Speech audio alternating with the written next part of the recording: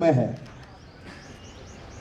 जब कोई हम मेहनत करते हैं और मेहनत जब हमारी धीरे धीरे धीरे धीरे जहाँ पर हम जिस लक्ष्य पर पहुँचना चाहते हैं, जिस लक्ष्य पर हम पहुँचते हैं और जब लक्ष्य हमें प्राप्त होता है तो हमें एक प्रसन्नता का अनुभूत होती है।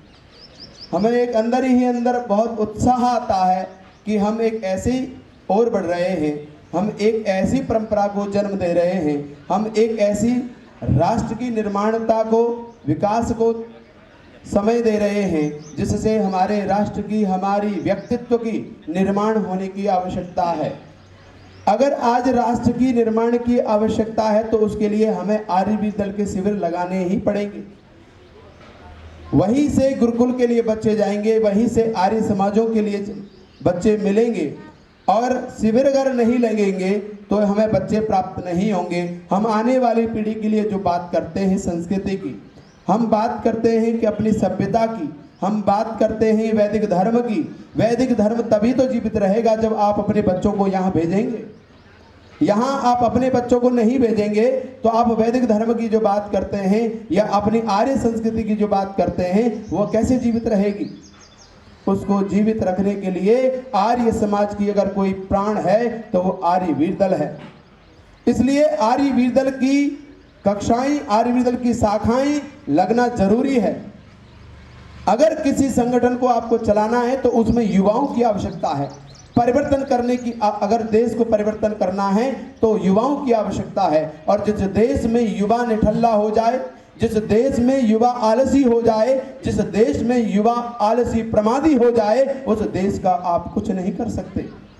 इसलिए हमें अपने युवाओं को अपनी आर्य संस्कृति को बढ़ाने के लिए हमें ऐसे शिविरों में उन्हें भेजना होगा। माता पिता की सहयोग होता है तभी ये शिविर सफल होते हैं। माता पिता ने भी तप किया है, अपने फूल जैसे बच्चों को यहाँ भेजे। कुछ कहते थे जी हमारे बिना कैसे रहेगा, ये देश आपके बिना कैसे रहेगा। आपने कभी सोचा है? आपने अपनी स्वार्थ तो देख लिया, लेकिन राष्ट्र का स्वार्थ, समाज का स्वार्थ कौन देखेगा? वो तो हम नहीं देखते। भगत सिंह बने तो मेरा बेटा बनने की आवश्यकता नहीं है, भगत सिंह बने तो दूसरे पड़ोसी का बेटा बने। राष्ट्र की अगर आहुति की आवश्यकता पड़े तो पड़ोसी बने, मेरा बेटा नहीं।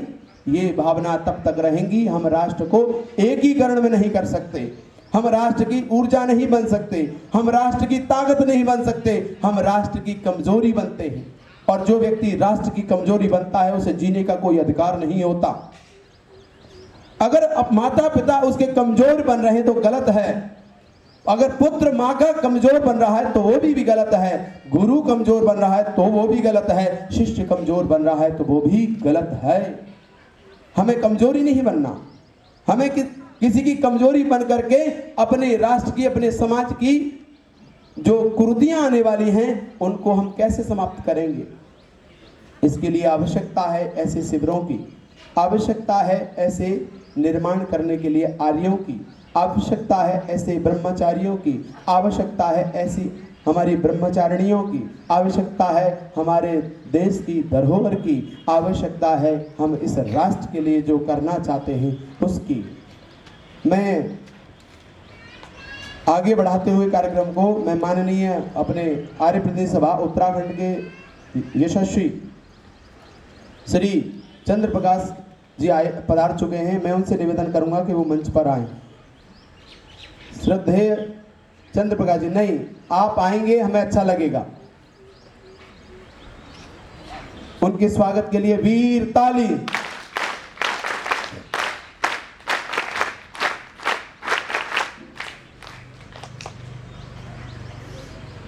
अब हम कार्यक्रम को आगे बढ़ाते हुए मैं जितेंद्र जी से निवेदन करूंगा कि जितेंद्र जी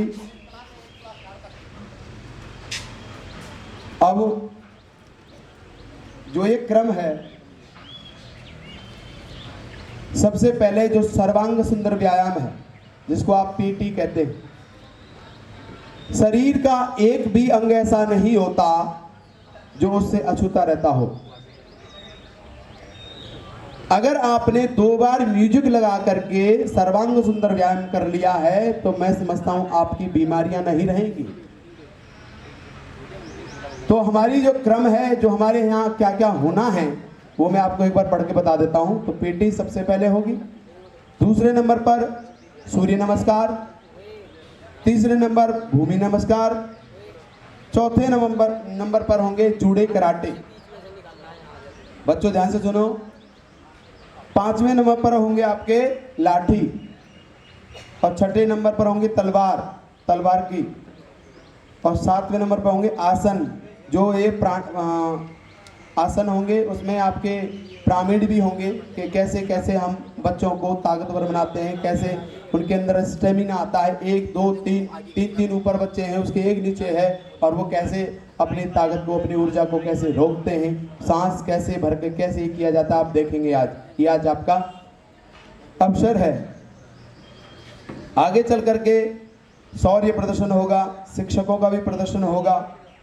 ठीक है, तो मैं आगे मंच को जितेंद्र जी को सौंपता हूँ, आदरणीय जितेंद्र जी। और मैं प्रधान जी से और माननीय बत्रा जी से और अपने खन्ना जी से निवेदन करूँगा कि हमारे मंत्री चंद्र प्रकाश जी की स्वागत करें, उनका पटका पहना करके सम्मान करें।